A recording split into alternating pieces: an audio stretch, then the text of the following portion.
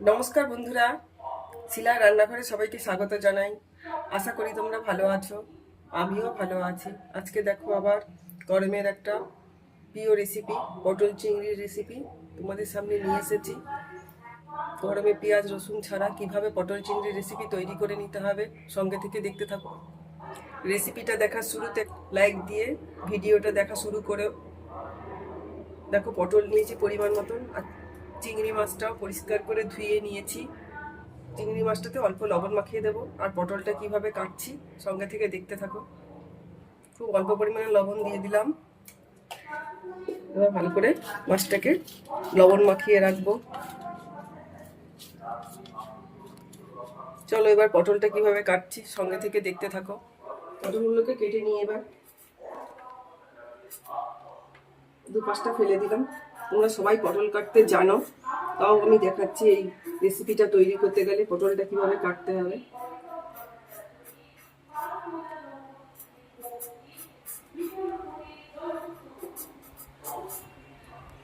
দেখো পুরো ছাড়িয়ে নিলাম। এবার এপাশে একটা দাগ দিয়ে দেবো, আর এপাশে দিলাম। এই দুদিকটা একটু কেটে নিয়ে এভাবে সব পটলগুলোই কেটে নেব।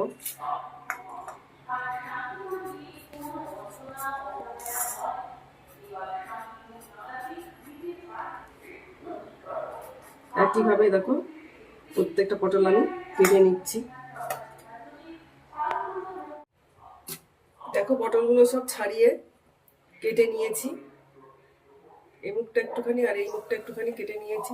এইভাবে কেটে নিতে হবে, তাহলে রসটা আর মশলাটা ভালোভাবে যাবে। এবার পটলটার মধ্যে ধুয়ে নিয়েছি, আর পরিমাণ মতো লবণ দিয়ে দিলাম, হলুদ দিয়ে দিলাম, ভালো করে মাখিয়ে নেব।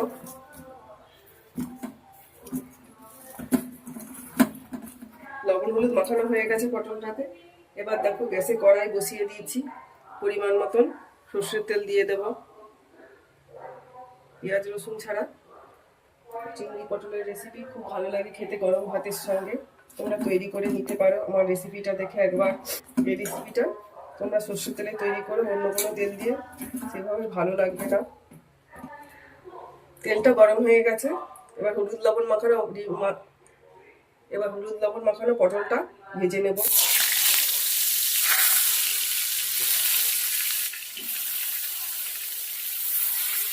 অল্প অল্প করে দিয়ে ভেজে নেব।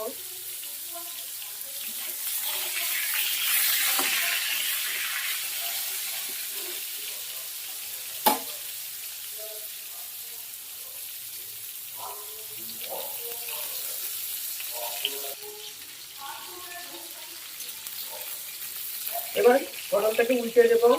এটা তো হালকা লাল লাল হয়েছে এক পাশ, আর এক পাশ হালকা লাল লাল করে ভেজে নেব।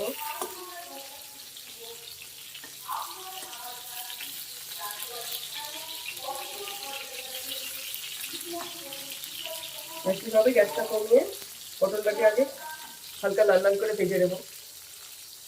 এবার দেখো হলুদ সর্ষে, কালো সর্ষে আর পোস্ত নিয়েছি, আর কাঁচা লঙ্কা নিয়েছি পরিমাণ মতন, সব কিছুই নিয়েছি। 1 চামচ কালো সর্ষে আমার পরিমাণ মতো নিয়েছি, 1 চামচ হলুদ সর্ষে আমার পরিমাণ মতো নিয়েছি, আর 1.5 চামচ মতো পোস্ত নিয়েছি। পোস্তটা একটু বেশি দিলে ভালো লাগবে খেতে। আর পরিমাণ মতন কাঁচা লঙ্কা নিয়েছি।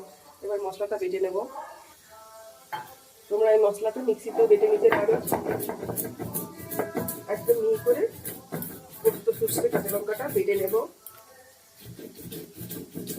পেঁয়াজ রসুন ছাড়া এই গরমে পটল চিংড়ির রেসিপি তোমরা আমার রেসিপিটা দেখে তৈরি করে নিতে পারো।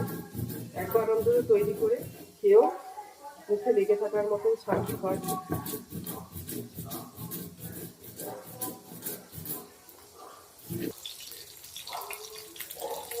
দেখো এপাশটাও হালকা লাল লাল করে ভাজা হয়ে গেছে। এবার তুলে নেব। খুব বেশি ভাজতে হবে না, হালকা লাল লাল করে ভেজে নিলেই হবে।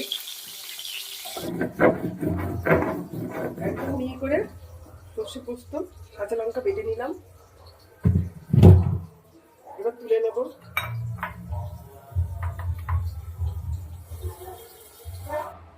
একটা টিফিন বক্স নিয়েছি। এবার এতে যে সর্ষে পোস্ত কাঁচা লঙ্কা বাটা পেস্টটা দিয়ে দিলাম। এতে একদমই জল চলবে না, জল ছাড়াই তৈরি করে নিতে হবে।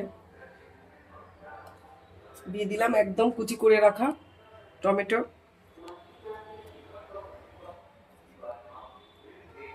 পটল ভাজার সময় হলুদ লবণ দেওয়া আছে, তাই একটু বুঝে শুনে অল্প করেই লবণ দিলাম, হলুদ দিয়ে দিলাম, খুব অল্প সর্ষের তেলের মধ্যে দিয়ে দিলাম। এবার আগে সব কিছু ভালো করে মিশিয়ে নেব, খুব সুন্দর করে সব কিছু মিশিয়ে নিতে হবে।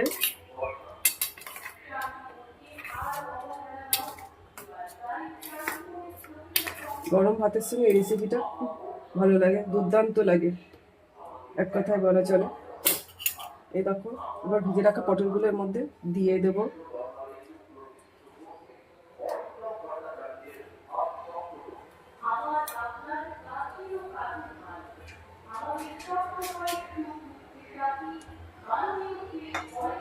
দিয়ে খুব ভালো করে মিশিয়ে দেব।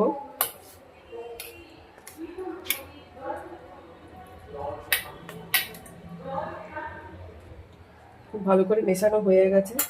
এবার এই যে চিংড়ি মাছটা আছে লবণ মাখানো, এটাও ওর মধ্যে দিয়ে দেব। উপর দিয়ে খুব ভালো করে ছড়িয়ে দেব।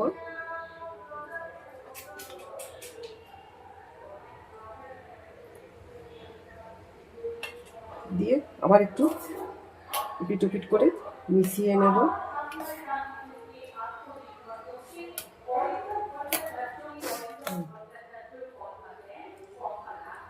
খুব ভালো করে এই দেখো চিংড়ি মাছ পটল মশলা সব মাখানো হয়ে গেছে।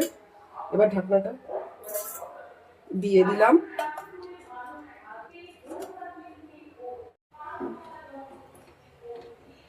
কড়াইতে গরম জল বসিয়ে দিলাম পরিমাণ মতো, একটু স্ট্যান্ড দিয়ে দিলাম। এবার এই টিফিন বক্সটা এর মধ্যে বসিয়ে দেব,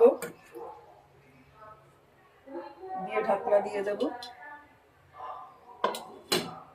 দিয়ে 15 মিনিট এতে ফুটিয়ে নেব। 15 মিনিট একইভাবে ফুটাবো। দেখো 15 মিনিট এইভাবে ফুটিয়ে নেব। আবার ঢাকনাটা দিয়ে দেব, দিয়ে 15 মিনিট হয়নি, আর 5 মিনিট মতন আছে বাকি। ফুটিয়ে নিয়ে তোমাদেরকে দেখাচ্ছি।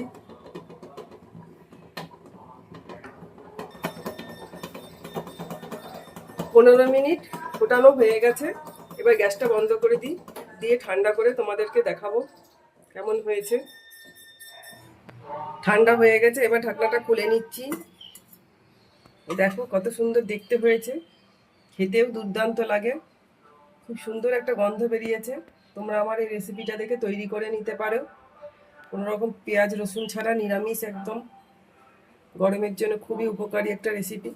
দেখাই, দেখো কত সুন্দর তো মাখো মাখো তৈরি হয়েছে পটল চিংড়ির রেসিপি। রেসিপিটা যদি তোমাদের ভালো লাগে তাহলে লাইক করো, কমেন্ট করে জানিও, শেয়ার করো বেশি বেশি করে। ইউটিউব থেকে দেখলে চ্যানেলটিকে সাবস্ক্রাইব করে পাশে থেকো। সবাই ভালো থেকো, সুস্থ থেকো। দেখা হচ্ছে তোমাদের সঙ্গে আবার অন্য কোনো ভিডিওতে অথবা লাইভে। তোমাদের সবাইকে অসংখ্য অসংখ্য ধন্যবাদ।